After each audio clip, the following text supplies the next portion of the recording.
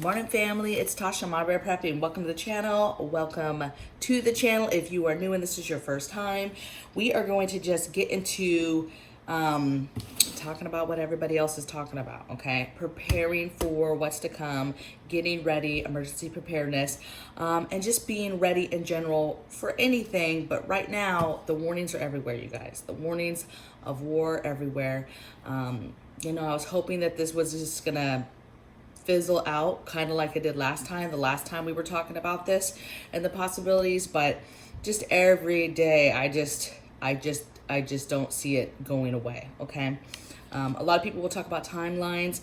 Nobody, you guys, there's nobody on YouTube that can tell you timelines, and if they're telling you timelines, they're literally just taking a guess off of what they're seeing on the news, what they're hearing from people, possibly good intel of what they're hearing from on the ground. So that's viable information, but nobody can tell you like, hey, today's the day, right? Is it today, is it tomorrow, 2 weeks from now, a month from now, next winter? Who knows, okay? War is a long, ugly thing, and we don't know when it will pop off. All we can do is prepare for things that we know or we think might happen, okay? For example, grid down, attacking our grid, attacking comms, attacking internet, attacking, EMP style. Any way that they can do that, they will. I think what's very, very important is paying attention to what is going on around the world, with them, with their allies, with our allies, with different countries, and the moves that people are making, okay? So I'm just gonna go over basically things that I'm thinking about and what I'm saying to prepare for, okay? Things that my family is preparing for. So we're paying attention to world news heavily. We are paying attention to what other countries are doing, but paying attention in a way that, hey, if war was on the horizon, what two different things translate to, okay? And that's not the easiest thing to do. And it's not even foolproof, you guys. It's just to help you understand things that other countries are doing, moves people are making, so that you have your eye on the whole picture, okay? Things we're doing, we're preparing for no grid. We're preparing for no grid in lots of ways. We're preparing for loss of grid, power grid, right? Electricity. We're preparing for the loss of sewer systems, water systems, anything that would make life difficult here if it was attacked by an enemy, grid-wise, we are preparing for, okay? We're preparing for less food, okay? Lots of videos right now talking about how the government is taking food from the shelves and things like that, right? Taking food, taking fuel, taking grains, collecting stuff, right? And that's gonna happen, okay? First of all, you're gonna see panic buying. But elites and rich people, you're gonna see them making moves too, okay? And starting to prepare themselves, okay? Whether they were doing that before or not, so you're gonna start seeing that. You're gonna start seeing companies. You might see government entities, yes, collecting that stuff. You gotta be ready, okay?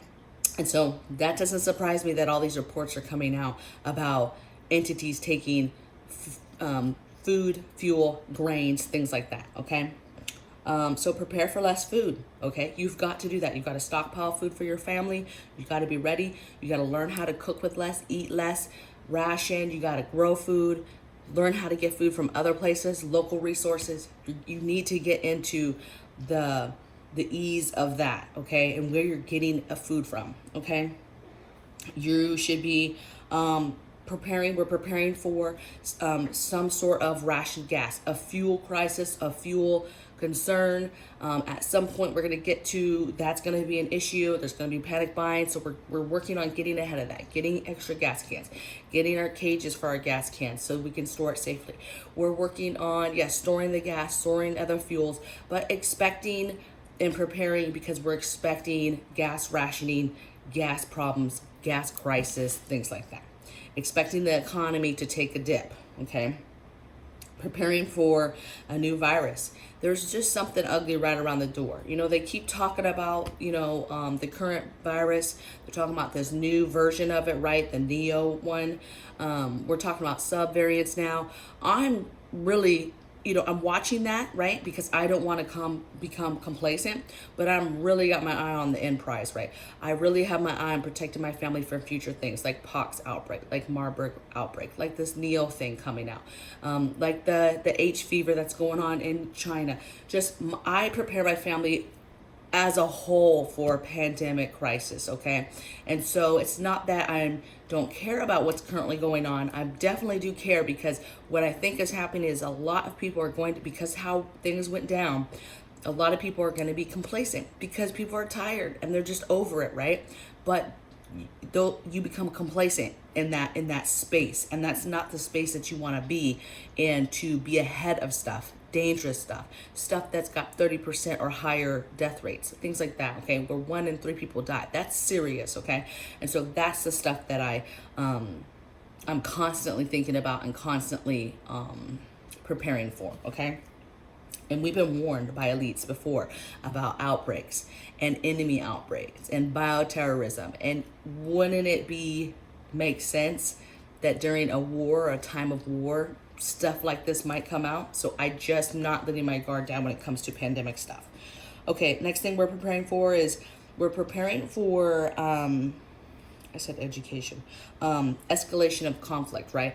We're watching very closely moves of escalation, right? So things that I care about, right? Movements of troops, movements of missiles and supplies. When there was reports of Russia moving blood banks and blood to the border, things like that, to me, that's not training, you guys. That's real life stuff. That's getting ready for stuff. I enjoyed a video I watched yesterday. It was very interesting, from Canadian Preparedness. He was sharing some information that he got from one of his subscribers, very detailed report of basically just the other side of of Russia and Russia's thoughts and why they're doing this. And it just was interesting, because there's always 50 sides to the coin, you guys. There's not we're right, they're wrong. There's no this is the black and white. There's never that. That's never a thing, you guys. There's always the truth that's in the middle somewhere. And I just found it very interesting to see or hear a different understanding or side of what's really going on over there, and then deciphering how we play into that and why we might be playing into that. So you might want to check that out. I think it was yesterday's video he did that on. You might want to check it out just to get another perspective, and it just helps connect some dots a little bit here and there. There were some pieces of it I was like, I don't know if I believe that, but just check it out. It was interesting. That's all I'm going to say, okay? Next thing we're doing is we're concentrating, which I've been pushing this for the last few videos. We're pushing food, we're pushing water, we're pushing meds, we're pushing alternate heat, we're pushing fuels. Those are the things that we're concentrating on right now, specifically to prepare for war in regards to what are we stockpiling to get ready. Those are the things that we're stockpiling to ensure that we're ready to go with for moving forward with conflict, okay? A war conflict. What was I going to say? I was just going to say something about that. Oh, so for example, right now, we just moved here. We had to donate even though I canned a bunch of it, we still ended up donating a ton of frozen meat. Tons and tons and tons of frozen meat. And so I'm going to be replenishing that. So I'm going to be doing a big meat haul here soon. Moving here, things are just as crazy here as they were in California. Last night, my man is at one of his stores, the vape store. He goes there, and this man is venting about how hard it is and how it's not fair, because he just saw people with 2 big carts of groceries, basically going out the emergency exit at the Target, right? 2 big carts full of food going out of the emergency exit at Target. And he's just like, and we're out here working our ass off, for different stuff. And here I am watching these people get away with, stealing thousands of dollars worth of food, right? So things are crazy. Times are tough. People are desperate. And so one of my goals for the next couple of days is to complete a meat haul. So meds, food, water, fuel, and alternate heat source. Those are the main things I'm pushing the last few videos. Concentrate on. Also watched a video from my boy Just Josh last night. Love that. Thank you very much. And of course, he was talking about war, but he was talking about another aspect of it, which again is one of my babies, and that's preparing for no internet, no phone, no cell. You know, what happens when we lose our cell phones and the internet? Those are two things that half the world is going to go, you know, batshit crazy, right? The minute that they don't have phone, can't communicate, haven't prepared for that, and don't have internet, right? Can't Google whatever it is that they're trying to get, whatever information they're trying to get. So preparing for loss of cell phone service, preparing for loss of internet, that's kind of all together. That's kind of part of our preparedness in general in regards to grid down. But that's a huge thing that, you know, people talk so much about grid down, grid down, grid down, and don't realize, you know, what happens when our phones go down, internet goes down. Now, a lot of people argue, oh, there's no way that they are going to let us, you know, our country is going to let us get away with the grid being down, internet being down too long, or cell phones being down too long, because that's the way they feed us misinformation and hurdle us into different scenarios and places and movements, right? Do I believe that? I don't know. But what do you do when the enemy attacks you, and if our own government can't get that back up? Or whatever the case may be, whether it's our people doing it, their people doing it, it's something you should prepare for, because people are going to go crazy when they can't sit there and get on their phone, whether it's calling grandma, whether it's TikTok, you know, mindless social media stuff, keeping them busy all day, or it's just the fact that you now have zero contact with anybody. You have no other way to call people, okay, or get information, get GPS. That's what he was hitting hard on last night. Just Josh was the aspect of GPS and being able to get places. People don't know where to go. People don't know how to use maps, right? Get your maps, get your things so that you can get from point A to point B. Get your forms of communication so you're going to be able to still talk to family, because that's going to make people go crazy. Even people who are not all about social media and stuff like that, they're going to go crazy in the sense of if they can't call grandma all of a sudden and see that she's okay. Okay? So mentally prepare for that. It's coming, you guys. I don't know when. I don't know in what way. I don't know how fierce, right? I don't know if it will be minimal, if it will be large scale.